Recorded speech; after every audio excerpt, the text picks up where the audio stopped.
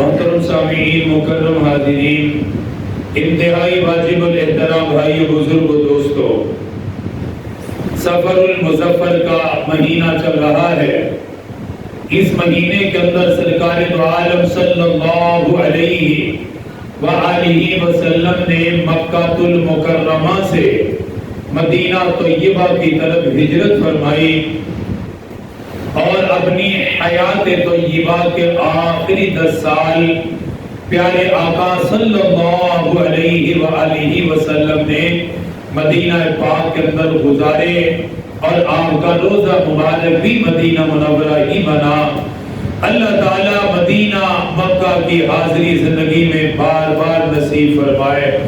مکہ المکرمہ کے کچھ حالات ایسے بنے کہ سرکار دو عالم صلی اللہ علیہ وآلہ وسلم ہجرت کرنے پر مجبور ہوئے۔ پھر جب مدینہ کے اندر اسلام پھیل رہا تھا اور سن 12 نبوی میں 72 لوگ مدینہ سے آئے اور انہوں نے سرکار دو عالم صلی اللہ علیہ وآلہ وسلم کے ہاتھ پر بیعت کی، اور اس بیعت کا جو سب سے اہم حصہ تھا وہ یہ تھا کہ آقا ہم آپ کے ساتھ پوری وفاداری کریں گے، پوری زندگی جو آپ فرمائیں گے آقا ہم پورا کریں گے، کبھی بھی ہم آپ کا ساتھ نہیں چھوڑیں گے، ہمارا جینا، ہمارا مرنا، ہماری جان، ہمارا مال، ہمارا گھر، سب کچھ آقا وہ آپ پر فدا ہے، جیسے آپ چاہیں گے ہم ویسے ہی کرنے کو تیار ہیں۔ اس بیعت کا یہ سب سے اہم حصہ تھا، جس کے بعد پیارے آقا نے مدینہ ہجرت کرنے کا ارادہ فرمایا۔ اللہ تعالیٰ کی طرف سے بھی اجازت دی کہ اب آپ اپنے صحابہ کو حکم دیں کہ وہ آہستہ آہستہ مکہ سے مدینہ ہجرت کر لیں۔ سرکار دو عالم صلی اللہ علیہ وآلہ وسلم کو ابھی مستقل اجازت نہیں تھی کہ آپ مکہ چھوڑیں۔ اللہ تعالیٰ کی طرف سے یہ حکم تھا کہ ابھی صحابہ کرام ہجرت کر جائیں، اس کے بعد آپ کو اجازت ملے گی، پھر آپ مکہ سے مدینہ تشریف لے جائیے۔ حضرت عمر رضی اللہ تعالیٰ عنہ جیسے جلیل القدر صحابی وہ بھی ہجرت کر چکے تھے آقا کی اجازت سے۔ سیدنا صدیق اکبر رضی اللہ تعالیٰ عنہ بارگاہ رسالت میں آئے، آقا صحابہ ہجرت کر رہی ہیں، اور اس وقت ہجرت کرنا نماز کی طرح فرض تھا، جیسے نماز فرض ہجرت فرض۔ نماز جو نہیں پڑھتا گنہگار، جو ہجرت نہیں کرتا تھا گنہگار۔ اگر کسی کے پاس استطاعت ہو، یہ حکم تھا کہ ہجرت کرو۔ اس لیے آقا کی خدمت میں آئے کہ آقا میرے لیے کیا حکم ہے کہ میں بھی ہجرت کروں، میں بھی جاؤں؟ سرکار دو عالم صلی اللہ تعالیٰ علیہ وسلم نے فرمایا، ابو بکر تمام صحابہ کو ہجرت کی اجازت ہے، تجھے اجازت نہیں ہے۔ آقا مجھے اجازت کب ملے گی؟ پیارے آقا نے فرمایا، جب اللہ کی طرف سے مجھے اجازت ملے گی تو میں تجھے اجازت دوں گا، اور یہ ہجرت تو فرمایا کہ میرے ساتھ کرے گا، ہم دونوں یہ سفر اکٹھا کریں گے، تو میرے ساتھ رہے گا۔ ادھر سے مکے والوں کو پتہ چلا حالات سے کہ صحابہ تو یثرب جا رہی ہیں، مدینہ جا رہے ہیں، وہاں جائیں گے تو اسلام اور پھیلے گا۔ اب وہ دار الندوہ جو کافروں کی میٹنگ کرنے کی جگہ تھی، اس میں جمع ہوئے، کہنے لگے کہ ہم نے مارا، ہم نے ظلم کیا، سب کچھ کیا، لیکن ہم اسلام کو نہیں دبا سکے۔ اب تو حالات یہی کہ یہاں سے لوگ مکہ چھوڑ کر مدینہ جا رہے ہیں، اور وہاں جا کر اسلام پر محنت کریں گے، اسلام پھیلے گا۔ اب ہمیں کیا کرنا چاہیے؟ اس میں 3 باتیں ان کے درمیان زیر بحث آئی، اور وہ تینوں کو تینوں اللہ نے قرآن میں بیان فرمائی۔ قرآن حکیم پروردگار عالم نے اپنے کلام کے اندر خود اس واقعے کو بیان فرمایا۔ مشرکین مکہ نے جب دیکھا کہ صحابہ مکہ چھوڑ کر مدینہ جا رہے ہیں، ساری محنت رائے گا جا چکی، ان کا ظلم سارا بیکار۔ صحابہ کرام کو مارا لیکن کسی کے دل سے ایمان نہ نکال سکے۔ قرآن کو بند کرنے کی کوشش کی، مٹانے کی کوشش کی، لیکن ساری کوششوں کے اندر ناکام رہے۔ ایک صحابی بھی دین سے پیچھے نہیں ہٹ سکا۔ حضرات صحابہ کرام کی تو الگ بات ہے، کسی ایک خاتون کو بھی وہ ایمان سے پیچھے نہیں ہٹا سکے۔ ایک ہی عورت کے دل سے بھی ان کے دل کے اندر سے ایمان نہ نکال سکے۔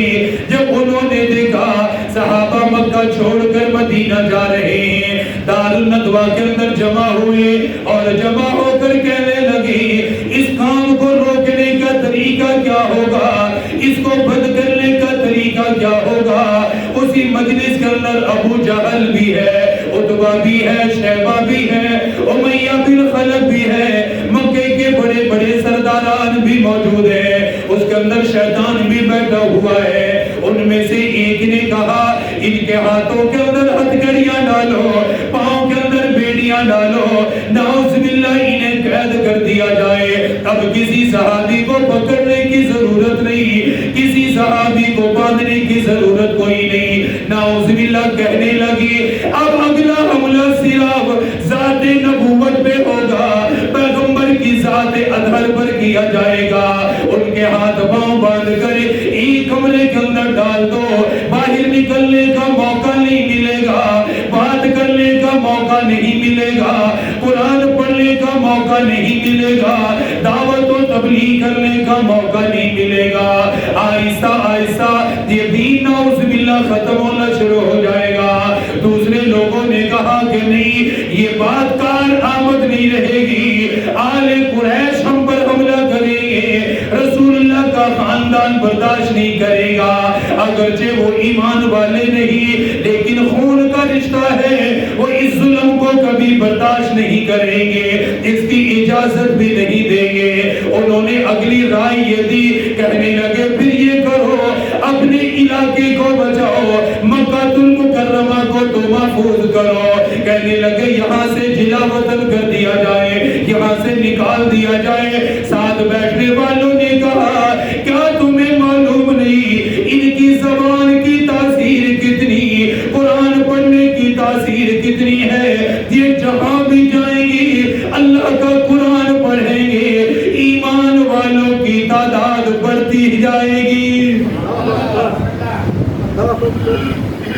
یہاں تو تم قرآن پڑھنا نہیں دیتے، مکے کی گلیوں میں قرآن پڑھنے کی اجازت کوئی نہیں، بیت اللہ کے اندر بیٹھ کے قرآن پڑھنے کی اجازت کوئی نہیں، علل اعلان تبلیغ کرنے کی اجازت کوئی نہیں۔ لیکن جب یہاں سے جانے کی اجازت ہوگی، جب تم یہاں سے نکالو گے، پھر اپنے دین کی محنت وہ علل اعلان کرے گا، لوگوں کو اللہ کا قرآن پڑھ پڑھ کے سنائے گا، اور جس نے بھی قرآن سن لیا وہ انہی کا ہو کے رہ جائے گا، طاقت بڑھتی جائے گی، آہستہ آہستہ مضبوط ہوتے چلے جائیں گے۔ تو یہ تو کوئی کامیابی کی وجہ نہیں رہی۔ ابو جہل کہنے لگا میرے ذہن میں تو ایک ہی رائے ہے، میرے دماغ کے اندر تو ایک ہی بات آ رہی ہے اور میں چاہتا ہوں اسی پہ عمل کیا جائے۔ لوگوں نے کہا آپ مکی کے بڑے سردار ہیں، آپ بتائیے کیا کرنا چاہیے؟ ابو جہل کہنے لگا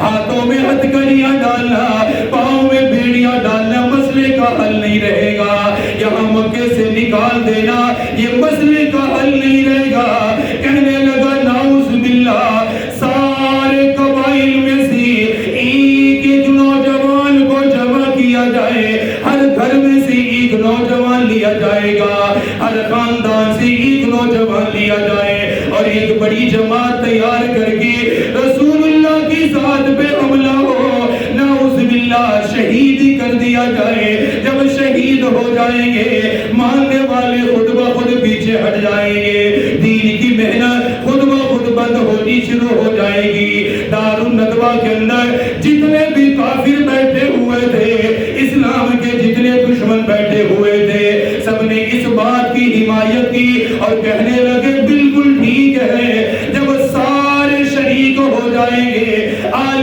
قریش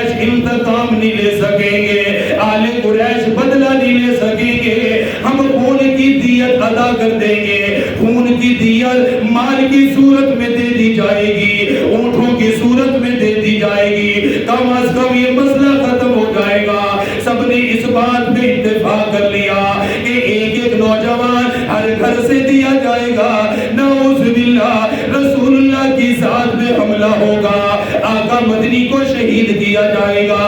ادھر سے آقا کو بذریعہ وحی کے بتایا جا چکا، اللہ پاک نے فرما دیا، فرمایا میرے حبیب کافروں نے یہ منصوبہ بنا لیا، کافروں نے اس بات میں اتفاق کر لیا ہے۔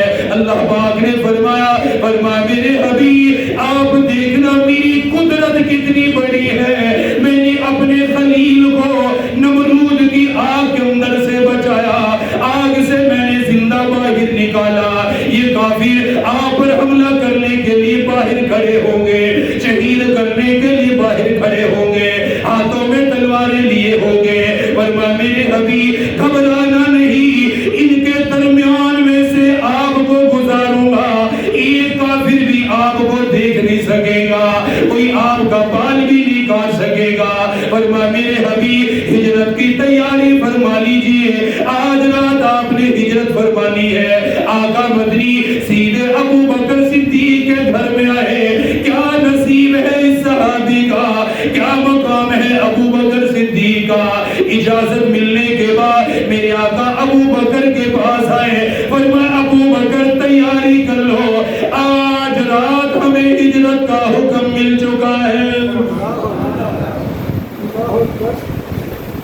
سیدنا صدیق اکبر رضی اللہ تعالیٰ عرض کرنے لگے، آقا میں نے تو 4 مہینوں سے ہجرت کی تیاری کی ہوئی ہے۔ کیسا جانثار صحابی جو رسول اللہ کے مزاج کو سمجھنے والا، آقا مدنی کے طریقے کو سمجھنے والا، عرض کرنے لگے آقا 1 نہیں 2 نہیں 4 مہینے سے تیاری کر رہا ہو۔ 4 مہینے پہلے میں نے 2 اونٹنیاں اعلیٰ نسل کی خریدی، ہجرت کے لیے خریدی، 1 اونٹنی آقا آپ کے لیے لی، 1 اونٹنی آقا اپنے لیے لی، میں تو 4 مہینوں سے انہیں پال رہا ہو، 4 مہینوں سے انہیں اعلیٰ غذا کھلا رہا ہو، آقا میں تو بالکل تیار ہوں، سواری بھی بالکل تیار ہے، 1 اونٹنی آپ کے لیے ہے، آقا 1 اونٹنی میرے لیے ہے۔ آقا مدنی نے فرمایا کتنے درہم کے بدلے میں خریدی؟ عرض کرنے لگے آقا اس کی تو ضرورت کوئی نہیں، اس کی تو حاجت کوئی نہیں، ابو بکر کی جان بھی آپ کے لیے، ابو بکر کا مال بھی آپ کے لیے۔ آقا مدنی فرمانے لگے نہیں یہ ہجرت بہت بڑی عبادت ہے، میں چاہتا ہوں اونٹنی کی قیمت میں اپنی طرف سے پوری ادا کرو، قیمت ادا کر کے اونٹنی لوں گا، قیمت ادا کر کے اونٹنی پہ سوار ہوں گا۔ سیدنا صدیق اکبر عرض کرنے لگے، بار بار التجا کرنے لگے، آقا میرے اندر یہ طاقت نہیں، میرے اندر یہ ہمت نہیں، آپ کو قیمت بتائی جائے، آپ کو اونٹنی کے بارے میں بتاؤ۔ آقا نے فرمایا نہیں قیمت کے بغیر میں لینے کو تیار کوئی نہیں، قیمت کے بغیر میں سوار ہونے کو تیار نہیں، مجبوراً بتانا پڑا۔ فرمایا ٹھیک ہے 1 اونٹنی میرے لیے ہوگی، 1 اونٹنی تیرے لیے ہوگی۔ آقا مدنی دوبارہ اپنے حجرے کے اندر تشریف لے آئے، یہ رات کا اندھیرا بڑھنے لگا، آپ نے سیدنا علی المرتضیٰ کو بلا لیا، فرمایا علی میرے پاس آ جاؤ، دوڑتے ہوئے بارگاہ رسالت میں آئے، عرض کرنے لگے آقا میرے لیے کیا حکم ہے؟ فرمایا علی آج کی رات میرے حجرے میں تو گزارے گا، تیرے علاوہ میرے حجرے میں کسی کو آنے کی اجازت کوئی نہیں، میرے پاس رہنے کی اجازت کوئی نہیں، آج رات تو میرے پاس ہی رہے گا۔ اللہ کے پاک پیغمبر نے سیدنا علی المرتضیٰ کو فرمایا علی آج رات میں یہاں سے ہجرت کر جاؤں گا، یہ لوگوں کی میرے پاس امانتیں ہیں، جو کافر پتھر مارنے والے، جو کافر بلا بھلا کہنے والے، لیکن اپنا مال اپنا قیمتی اثاثہ رسول اللہ کے پاس رکھوانے والے، انہیں یہ معلوم تھا یہ امانت دار ہے، امانت کے اندر خیانت نہیں کرے گا، امانت کے اندر ایک ذرے برابر خیانت نہیں کرے گا، کافروں کی امانتیں آپ کے پاس رکھی ہوئی۔ فرمایا اے علی آج رات کا انتظار بھی اسی لیے کرنا پڑا کہ امانتیں سپرد کرنے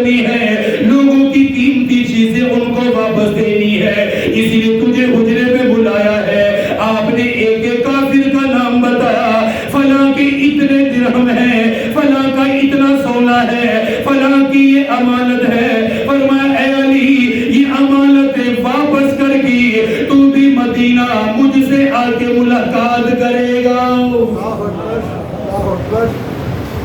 جو لوگ پتھر مارنے والے، جو لوگ مانتے نہیں تھے، لیکن میرے پیارے آقا کی امانت داری پر پورا اعتماد رکھتے تھے کہ جو ان کے پاس رکھوا دیا گیا وہ محفوظ ہے، وہ کوئی آگے پیچھے نہیں کر سکتا. فرمائیے صبح کو امانتیں جس کی ہیں اس کو دے کر میرے پاس مدینہ آ جانا. تو میرے آقا نے امانت کے بارے میں کیا فرمایا؟ فرمایا جو امانت میں خیانت کرتا ہو وہ ہم میں سے نہیں ہے. جو امانت میں خیانت کرتا ہو وہ ہم میں سے نہیں ہے. آج ہماری حالت کیا ہے؟ آج ہمارا طریقہ کیا ہے؟ آج ہمارا اس پیغمبر پہ ایمان تو ہے لیکن اس پاک پیغمبر کی تعلیمات پر کتنا عمل ہے یہ ہم سب کو معلوم ہے. امانت داری کافر مانتا نہیں تھا، رسول نہیں مانتا تھا، امین مانتا تھا کہ بے شک ان سے بڑا امین کوئی نہیں ہے. وہ کہتے مانتے ہم بالکل، رسول نہیں مانیں گے لیکن ان سے بڑا سچا کوئی نہیں یہ ہم بھی مانتے ہیں. ان سے بڑا حیا والا کوئی نہیں یہ کہتے ہم بھی مانتے ہیں. علن اعلان کہتے ہو. بھلے مجمع میں ہر کافر ابو جہل جیسا ملعون آدمی کہتا تھا کہ اس سے بڑھ کر کائنات میں سچا سچا ہم نے دیکھا ہی کبھی نہیں ہے. شریف اس سے بڑھ کر ہم نے دیکھا ہی کوئی نہیں ہے کہ ہم گالیاں دیتے ہی یہ ہماری ہدایت کی دعائیں کرتا ہے. ہم مارتے ہیں وہ آگے سے اف نہیں کہتا، وہ دعا کے لیے ہاتھ اٹھاتا ہے یا اللہ ان کو ہدایت عطا فرما. یہ کافر بھی مانتے تھے. فرمایا علی یہ ساری امانتیں جس کی ہیں ان کو دے کر تو بھی مدینہ ہجرت کر لینا. رات جیسے جیسے بڑھتی گئی ادھر سے کافروں نے پورے گھر کا محاصرہ کر لیا. تقریباً 100 کافر باہر کھڑے ہوئے اس انتظار میں ہیں کہ صبح کو باہر نکلیں گے نعوذ باللہ حملہ کر کے حضور کو شہید کر دیں گے، قصہ ہی ختم ہو جائے گا. پیارے آقا کے پاس جبرائیل آ گئے. آقا وقت آ گیا ہے گزرنے کا، نکلنے کا، ہجرت کا وقت ہو گیا ہے. فرمایا کہ باہر اتنے کافر ہیں کیسے نکلنا ہے، طریقہ کیا؟ فرمایا اللہ تعالیٰ کی طرف سے یہ حکم ہے کہ تھوڑا سے آپ ذرات اٹھا لیجئے، تھوڑی سی ریت ہاتھ میں لیجئے اور اللہ کا نام لے کر پھینک دیجئے. آپ کے پھینکنے کی دیر ہوگی اللہ ان سب کی آنکھوں کو ختم کر دے گا. آنکھوں پہ دماغ میں ایسا پردہ ہوگا کہ آپ کو کوئی دیکھ نہیں سکے گا. امام الانبیاء تاجدار مدینہ صلی اللہ علیہ وسلم نے تیاری فرمائی. حضرت علی المرتضیٰ کو فرمایا علی یہ میرا نبوت والا بستر تیرے لیے. کتنا بڑا شرف ملا، کتنا بڑا ان کو مقام ملا. نبوت کا بستر لیٹنے کے لیے مل گیا، آقا مدنی کی چادر اوپر لینے کے لیے مل گئی. فرمایا علی رات کو میرے بستر پہ آرام کرنا، یہ نبوت والی چادر بھی تیرے لیے ہے، نبوت کا بستر بھی تیرے لیے ہے. صبح کو تو امانتیں دے کر جب بھی موقع ملے مدینہ واپس آ جانا.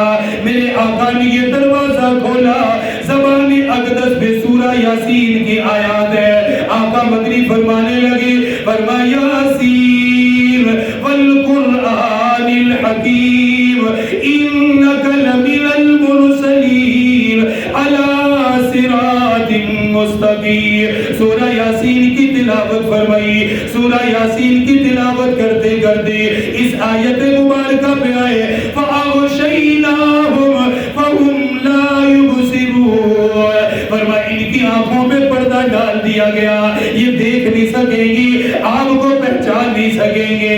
آپ اطمینان سے گزر جائیے. اس لیے ہر مصیبت میں، ہر پریشانی میں، ہر مشکل کے اندر میرے آقا سورہ یاسین کی تلاوت فرماتے تھے. سورہ یاسین کی تلاوت کا حکم بھی دیا کرتے تھے. فرمایا ہر پریشانی کا حل اللہ نے سورہ یاسین کے اندر رکھا. ہر مشکل کے اندر تلاوت کرو، پریشانیوں کے اندر تلاوت کرو، مصائب کے اندر تلاوت کرو. فرمایا جس نے سورہ یاسین کی تلاوت کر لی سارے اللہ آسان کر دے گا۔ سورہ یاسین فرمایا آپ پڑھیے اور یہاں سے گزرتے جائیے، اس لیے اس کو لازم پکڑیے، سورہ یاسین ہر حال میں پڑھنی ہے۔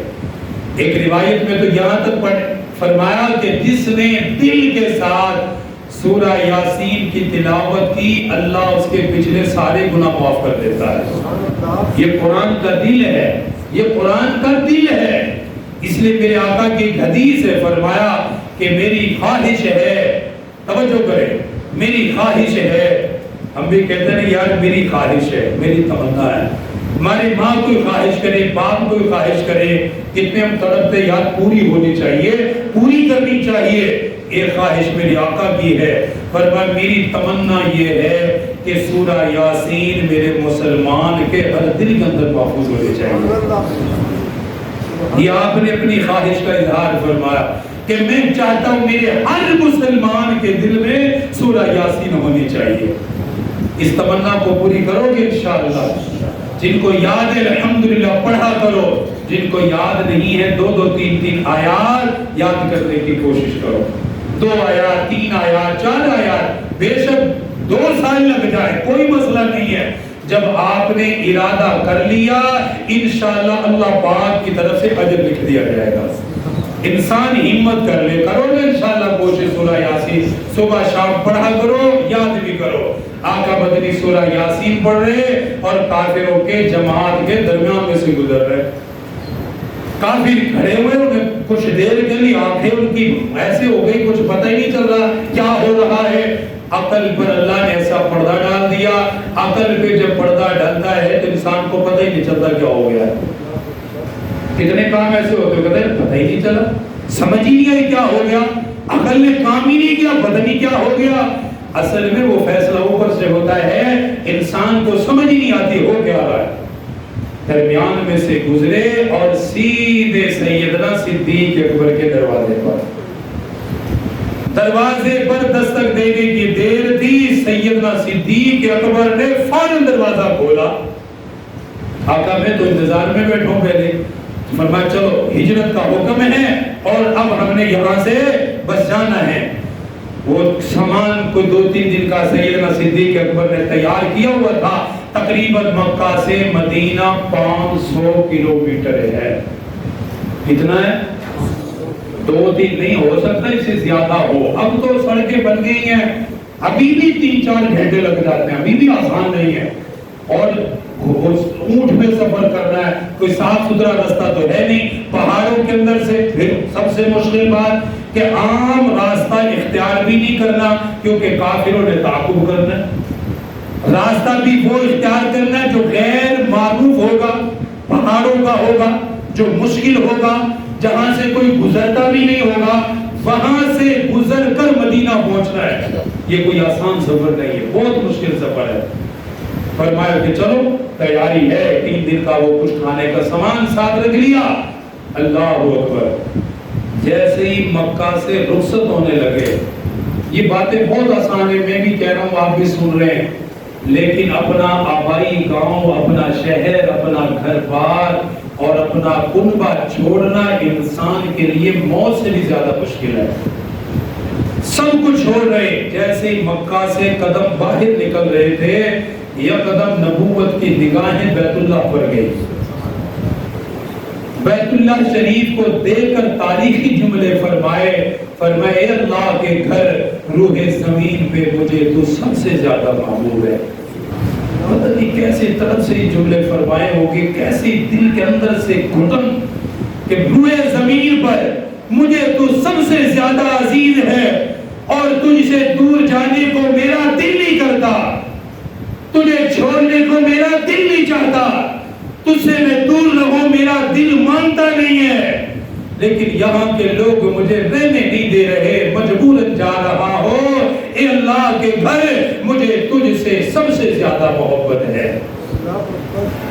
کیسے جملے فرمائے ہوں گے، ان جملوں کے ساتھ پلٹ پلٹ کے دیکھ رہے اللہ کے گھر کو، جا بھی رہے ہیں، پھر پلٹ رہے ہیں، پھر جا رہے ہیں، پھر دیکھ رہے ہیں، پھر جا رہے ہیں۔ فرمایا ابو بکر، سب سے پہلی ہماری قیام گاہ غار ثور ہوگی، ہم وہاں پر کچھ وقت گزاریں گے، کافر آئیں گے، پیچھے بھاگیں گے، دوڑیں گے، 3-4 دن وہاں رہیں گے، جب مسئلہ دب جائے گا تب وہاں سے نکلیں گے اور مدینہ جائیں گے۔ غار ثور کی اچھی بھلی اونچائی ہے، جنہوں نے دیکھی ہوئی ہے، اللہ نے جن کو حج یا عمرہ کروایا ہے انہوں نے دیکھا ہوگا جب پہاڑ کے اوپر چڑھتا تو بندہ اتنا سا لگتا ہے وہ چوٹی پہ کھڑا ہوا ہے۔ پیارے آقا اس غار پر چڑھ رہے ہیں، پیارے آقا وہاں چلتے چلتے پاؤں مبارک نبوت کا جسم ہے یار، رسالت کا ریشم سے زیادہ نرم۔ حضرت انس فرماتے آقا کے ہاتھوں کو کوئی مس کرتا تھا، فرماتے زندگی میں اتنا نرم میں نے ریشم بھی نہیں دیکھا جتنا میں نے نرم نبوت کا جسم دیکھا ہے، رسالت کا جسم دیکھا ہے، نور نبوت کو دیکھا ہے۔ پتھریلی زمین پہ چڑھ رہے ہیں اور اونچائی ہے اچھی بھلی، قدمین شریفین سے خون بہنا شروع ہو گیا۔ سیدہ صدیق اکبر جیسا صحابی ساتھ نالین کو دیکھا خون لگا ہوا، پریشان ہو گیا، آقا خون لگا ہوا ہے۔ آقا فرمایا نہیں صبح ہونے والی ہے، جلدی کرو ہم نے غار تک پہنچنا ہے۔ عرض کرنے لگے آقا آپ سوار ہو جائیے، آقا آپ سوار ہو جائیے۔ فرمایا ابو بکر اتنی اونچائی کیسے سوار ہو جاؤ؟ قدموں میں بیٹھ گئے۔ آقا اونٹ نہیں چڑھ سکتا، آپ کا غلام چڑھ سکتا ہے۔ یہاں اونٹ نہیں چڑھ سکتا، یہاں کوئی گھوڑا نہیں چڑھ سکتا، لیکن آپ کا جانثار نبوت کو کندھوں پر بٹھا کر چڑھے گا۔ آقا آپ کی محبت جو میرے دل کے اندر ہے، آپ آ کر بیٹھیں گے کندھوں پر، مجھے پتہ ہی نہیں چلے گا اور میں اوپر غار تک چڑھ جاؤں گا۔ میرے آقا ابو بکر کے کندھوں پہ سوار ہو کے غار ثور تک گئے۔ اللہ اکبر، یہ یار ویسے تو نہیں روکا ہوا تھا کہ تو نے میرے ساتھ جانا ہے، تو نے میرے ساتھ ہجرت کرنی ہے، کندھوں پہ بٹھایا، غار ثور تک گئے۔ ہمارا ایمان کیا ہے؟ کچھ بھی نہیں ہے، ہم تو جھوٹے لوگ ہیں، جھوٹا دعویٰ کرتے، غار ثور تک لے کر بھی گئے۔ عرض کرنے لگے یہاں انتظار کریں، سب سے پہلے ابو بکر غار کو صاف کرے گا، غار کو صاف کرے گا، اندر کوئی کیڑا مکوڑا، کوئی موذی جانور کوئی آپ پہ حملہ کر دے، کوئی نقصان نہ ہو جائے۔ فرمایا ابو بکر کیا تجھے اپنی جان کی پرواہ نہیں ہے؟ فرمایا ابو بکر فوت ہو جائے تو کوئی فرق نہیں پڑتا، آقا آپ کو کچھ ہو گیا تو سارے عالم کا نقصان ہو جائے گا، میرے جانے سے کیا فرق پڑے گا، بس ایک انسان چلا جائے گا، آپ کو کچھ ہو گیا تو سارے عالم کا نقصان ہے۔ اپنے کپڑے پھاڑ پھاڑ کر سوراخ بند کیے، سب کو پتا ہے۔ کپڑا جب ختم ہو گیا تو کرتا مبارک اتار کے وہ پھاڑ پھاڑ کے سوراخ بند کیے، تب بھی ایک سوراخ باقی رہا تو اپنی ایڑی مبارک اس پہ رکھ کے بیٹھ گئے کہ کوئی یہاں اندر سے بھی کوئی چیز باہر نہ آ جائے۔ آقا کو تب گزارش کی کہ آپ تشریف لے آئیے، یہ ایڑی اس سوراخ میں رکھی ہوئی ہے اور بیٹھے ہیں۔ آقا نے فرمایا ابو بکر تھک گیا ہوں، آرام کی ضرورت ہے۔ اللہ فرمایا آقا آپ آرام فرمائیے، میں دیکھتا ہوں۔ اب غار ہے، یہ اپنا یوں پاؤں آگے کو کیا، یہ ران اس پہ رکھی ہوئی ہے، کہا کہ آقا میری ران پر اپنا سر مبارک رکھ کے آرام فرمائیے۔ آقا نے اپنے سر مبارک ابو بکر کی ران پہ رکھا۔ لوگوں نے کیا منظر کھینچا کہ ایسا لگتا ہے کہ قرآن رحل کے اوپر رکھا ہوا ہے، صاحب قرآن صدیق کی گود میں ہے، صدیق اکبر کی گود میں آقا مدنی کا سر مبارک یوں ایڑی رکھی، اندر سے دم لگ رہا ہے۔ میں ساری تفصیل نہیں، بس میں ختم کر رہا ہوں، دم لگ رہا ہے۔ اب زہر کا اثر تو دماغ تک، ہر ذرے تک پہنچتا ہے۔ جب زہر پھیلا، آنکھوں سے زہر ظاہر ہوا، یہ آنسو ٹپکے، اور آنسو بھی وہ کتنا اعلیٰ تھا کہ جو رسول اللہ کے رخسار پہ جا کے گرا، تاجدار مدینہ کے رخسار مبارک پہ صدیق آنسو گرا جا کر۔ جیسے آنسو گرا حضور کی آنکھ کھل گئی، دیکھا ابو بکر کو کہ چہرہ بدلا ہوا۔ فرمایا ابو بکر کیا ہو گیا؟ عرض کرنے لگے آقا ایک سوراخ باقی ہے، میں نے ایڑی رکھی ہوئی ہے، کوئی لگتا ہے کوئی جانور ڈس رہا ہے اندر سے تو زہر پھیل رہا ہے۔ فرمایا اٹھایا کیوں نہیں، بتایا کیوں نہیں، بیدار کیوں نہیں کیا؟ فرمائے ایک طرف آقا آپ کی نیند ہے، دوسری طرف ابو بکر کی جان ہے۔ نیند ہے، کچھ اور نہیں ہے۔ نیند کیا ہے؟ معمولی سی تھی ہماری نزدیک، لیکن وہ نیند رسول اللہ کی ہے۔ آقا ایک طرف میری جان، دوسری طرف آپ کا آرام۔ فرمایا ابو بکر مر سکتا ہے، رسول اللہ کی نیند میں خلل پیدا نہیں کر سکتا۔ میں برداشت نہیں کر سکتا کہ میری آقا کی آنکھیں کھلے میری وجہ سے۔ فرمایا ایڑی اٹھاؤ، اٹھائی، رسول اللہ نے لعاب لگایا۔